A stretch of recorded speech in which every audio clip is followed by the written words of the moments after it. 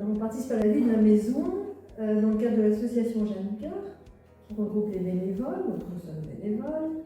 Et dans cette association, il y a plusieurs possibilités de s'investir.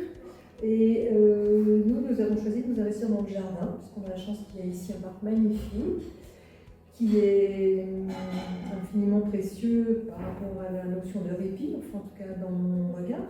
Donc nous sommes, pour entretenir ce jardin, une équipe de 8 bénévoles. Donc, on arrive à se retrouver un jour par semaine le mardi matin. C'est le plaisir de se retrouver. Et, alors on n'était pas toutes les deux à l'origine du groupe, mais moi personnellement je suis rentrée en 2020 dans l'association. Et au départ, on m'a proposé, comme je suis infirmière de formation, on m'avait proposé de travailler à l'intérieur, d'aider le personnel. Et puis petit à petit, j'étais attirée par ce jardin, parce qu'en fait, il y a des baies vitrées et il est carrément, quand on est dans la maison, il fait partie de la maison. Et puis, je trouvais ça tellement bien, tellement beau, que petit à petit, je suis sortie de la maison. Et maintenant, je fais partie du groupe intégralement.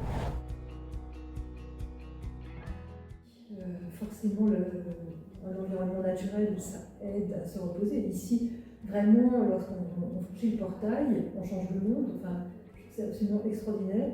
Donc, pour moi, c'est un immense privilège. Voilà, on pourrait croire que je suis bénévole et je suis gentille de venir, mais pas du tout. Moi, je trouve que je suis très privilégiée d'avoir la possibilité d'être dans ce jardin et qui plus est d'en avoir le souci, donc d'être en partenariat avec lui, pour qu'il rende toute cette magnifique énergie à nous bien sûr, mais surtout aux personnes qui sont accueillies ici. Et voilà, je pense qu'il remplit vraiment cette fonction. On s'en rend compte lorsque nous sommes dans le jardin, bien sûr les personnes accueillies ici sont également dans le jardin. Donc on les rencontre et on voit, elles nous disent souvent à quel point ça les rend heureuses et ça donne une certaine couleur à leur séjour, on va dire. Voilà. C'est un lieu apaisant. Je pense que les familles aussi aiment bien des fois s'extraire un petit peu de la maison qui vit, qui bouillonne. Et on voit souvent, alors peut-être plus les week-ends, comme on n'est pas là, on ne s'en rend pas bien compte, mais on a des échos de ce qui se passe le week-end.